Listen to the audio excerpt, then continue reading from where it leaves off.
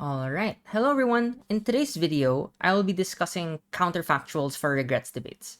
Simply put it, a counterfactual is your formulation of how the world would likely turn out if what is being regretted did not occur. So this is the main difference between this house regrets and this house opposes motions. Because while they can both share discussions on the benefits and harms and even include discussions on comparatives, a regrets debate primarily centers itself on the discussion of what the world would look like in the counterfactual. So naturally, the counterfactual is itself subject to debate. A good regrets motion would be set with the ability of debaters to utilize hindsight and identify significant points in history in which the motion is most relevant. So what I will do in this video is to simply provide some tips on how to construct an effective counterfactual. First, it helps to work backwards. This means to start with the present impacts and gradually work your way towards the different factors that contributed to this happening. It doesn't have to be a causal relationship because there are multiple factors that can possibly lead to something happening, and this may or may not be directly related to the motion all of the time. However, the point of this exercise is to keep asking why something occurred so that it can be easier to identify a good starting point for your analysis of the counterfactual. Once you have reached a satisfactory turning point that is related to the motion, then the only step you would need to do is to reimagine history if things went differently opposite to the motion, using the turning point that you just identified. So let's take an example. Let's say the motion was, this house regrets the corporatization of YouTube. Here, you would be tasked with asking, when did the corporatization occur? Was there a clearly identifiable starting point that we could use? To answer these questions, start with your own understanding of YouTube today. Right now, we know that it is owned by Google. It is filled with millions of advertisements, and the most dominant YouTube channels are also large publishing companies like music and streaming platforms. So here, work backwards. Google knew that the best way for it to leverage profit was to make a sophisticated algorithm that targets individuals for their preferences, and it recommends targeted advertisements to those consumers. Why did this happen? Well, at some point in the last 20 years, social media and big tech developed at an increasingly fast rate, and YouTube was a good platform to use to adopt this technology. Okay, so that means I should start with another question.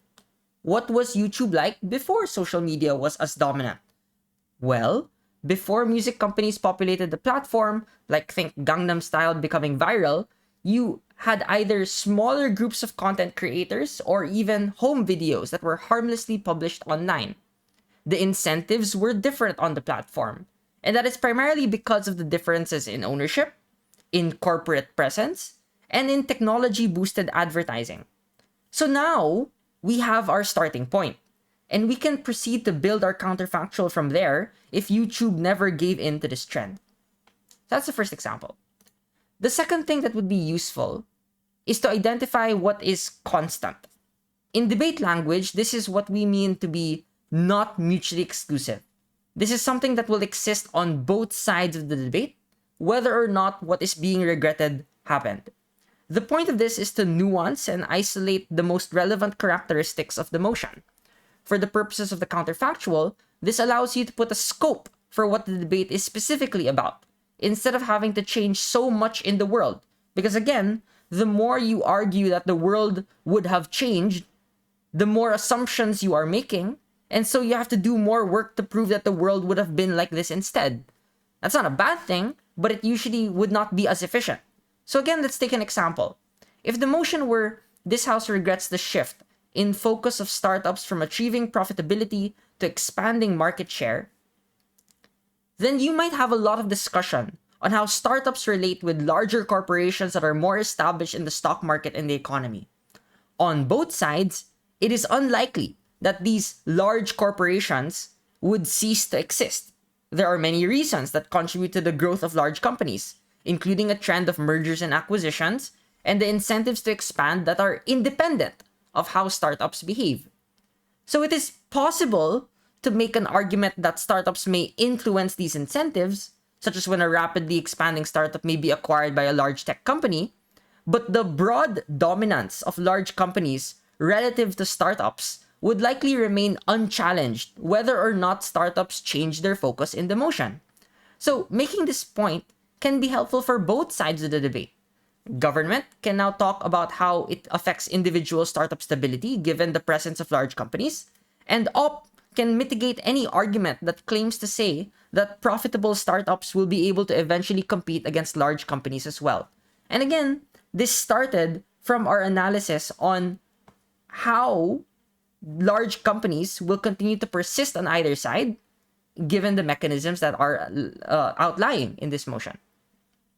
Lastly, making the counterfactual relies on how you characterize the mechanisms and institutions that give rise to the manifestation of this alternate history. Specifically, we are looking for the drivers of these changes and seeking how they uniquely change the world. And by the world, I mean the behavior of other individuals, institutions, and other relevant stakeholders. So let's get into an example immediately here. If the motion were, this house regrets the glorification of soldiers as heroes, what we are concerned with is the way in which glorification occurs. On a surface level, this can be driven by media organizations, governments, and educational institutions. We see this on popular culture that portrays this narrative through museums and war memorials, and in the treatment of veterans through various benefits and privileges that are provided to them. So here, we are identifying the different mechanisms, which are simply processes in the world that lead to the impacts in the round. So if we were to create a counterfactual, you will make the primary changes from these mechanisms. You would say that if they were not as glorified as heroes, governments may have incentives to portray war in a more negative and regrettable light. Schools would be more transparent on the war crimes committed by these individuals. And you might even argue that our portrayals of war may be less biased in general. Of course, it's up to debate whether or not this is the case, since opposition can still say that states will have incentives to glorify war for other reasons, but that is exactly why it's important to debate on the terms of the mechanisms so that it's easier for everyone. Because the mechanism is an anchoring point. It allows you to identify those changes immediately. All right, that's it for today's video. Thank you everyone and have a great day.